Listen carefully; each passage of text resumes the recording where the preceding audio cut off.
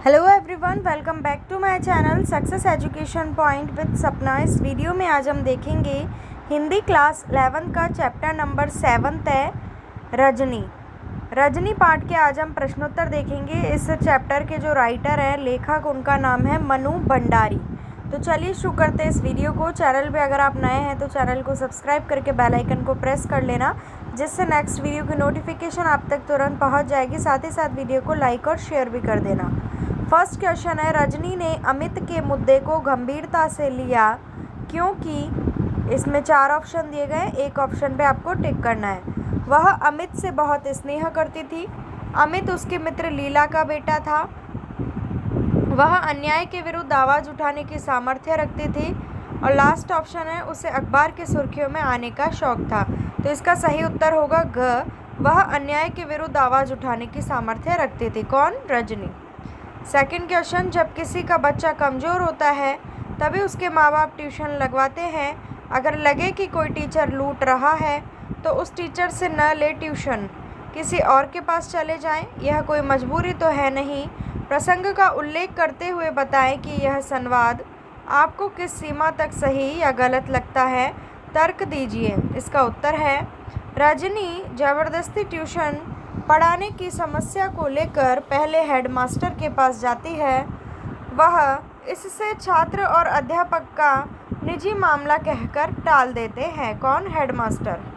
फिर वह शिक्षा निदेशक से मिलने जाती है।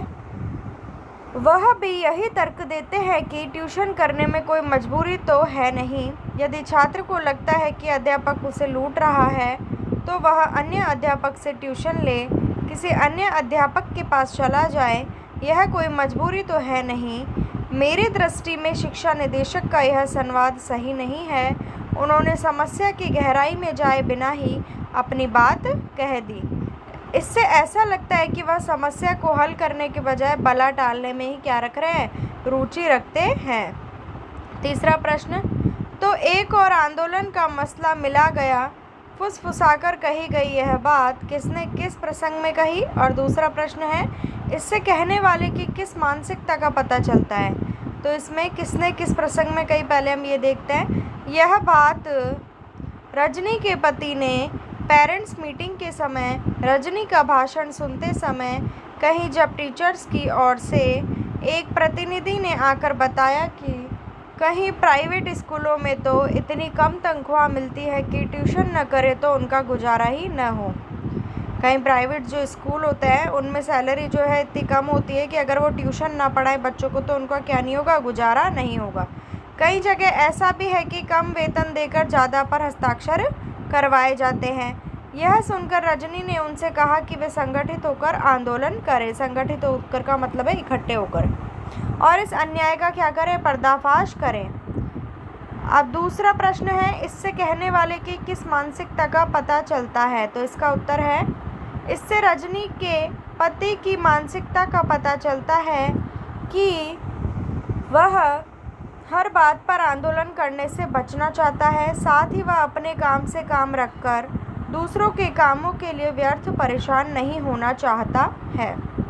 नेक्स्ट क्वेश्चन, फोर्थ, रजनी धारावाहिक की इस कड़ी की मुख्य समस्या क्या है? क्या होता अगर अमित का पर्चा सचमुच खराब होता? और सेकंड क्वेश्चन है, संपादक रजनी का साथ न देता तो क्या होता? पहला है, रजनी धारावाहिक की इस कड़ी की मुख्य समस्या है शिक्षा का व्यवसायीकरण, मतलब शिक्षा को बेचना। शिक्षकों का छात्रों को ट्यूशन पढ़ने के लिए विवश करना और अध्यापकों के हो रहे शोषण के विरुद्ध जनजागरण करना। अगला है, यदि अमित का पर्चा सचमुच खराब होता तो यह समस्या सामने नहीं आती। तब रजनी इसे आंदोलन का रूप न दे पाती और छात्रों एवं अभिभावकों का शोषण चलता रहता। सेकंड का उत्तर है, यदि संपादक रजनी का साथ ना देता तो उसका आंदोलन सफल नहीं होता और बोर्ड के अधिकारी ट्यूशन के विरोध में नियम भी नहीं बना पाते। आगे है पाठ के आसपास। इसमें पहला प्रश्न, गलती करने वाला तो है ही गुनहगार, पर उसे बर्दाश्त करने वाला भी कम गुनहगार नहीं होता। इस संवाद के संदर्भ में आप सबसे ज़्यादा किसे और क्यों गुनहगार मानते हैं? तो इसका उत्तर है यह कथन रजनी का है। मेरी दृष्टि में गलती करने वाला और सहन करने वाला दोनों ही दोषी हैं, फिर भी अन्याय को सहने वाला व्यक्ति कुछ अधिक दोषी होता है,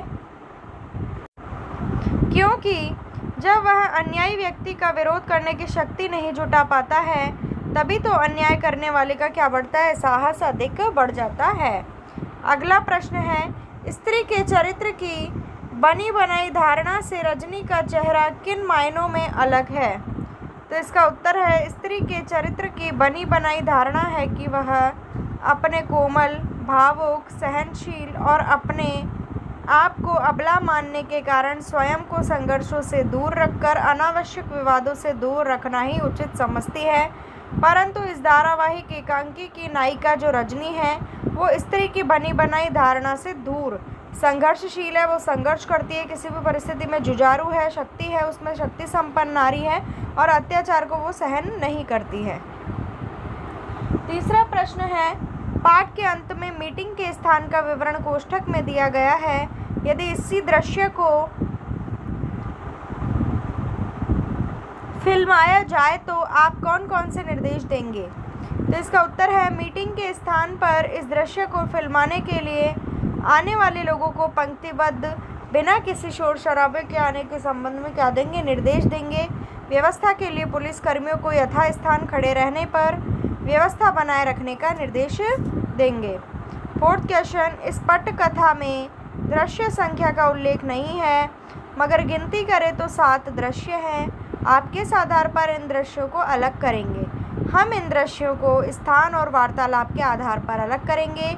जैसे पहला, मध्यम वर्गीय 2 सहेलियों की पुत्र की पढ़ाई की समस्या पर वार्तालाप, हेडमास्टर और रजनी का वार्तालाप, रजनी और उसके पति का वार्तालाप, शिक्षा निदेशक और रजनी का वार्तालाप, संपादक और रजनी का वार्तालाप, अभिभावकों के साथ रजनी का वार्तालाप और 7th है रजनी और पति की सफलता प्राप्ति पर वार्तालाप।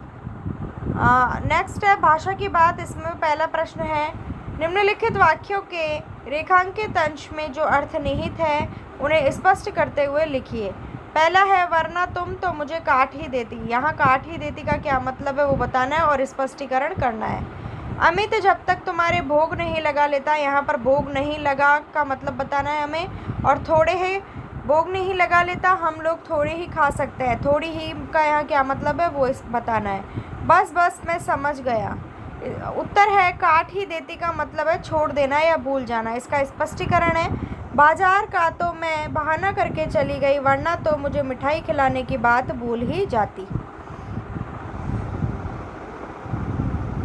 आगे है, भोग नहीं लगा मतलब खिला नहीं लेना। इसका स्पष्टीकरण है, अमित जब तक रजनी को मिठाई खिला नहीं लेता तब तक वह अन्य किसी को खाने को नहीं देता। अगला नेक्स्ट है, बस बस। इसका मतलब है अधिक कहने की आवश्यकता नहीं।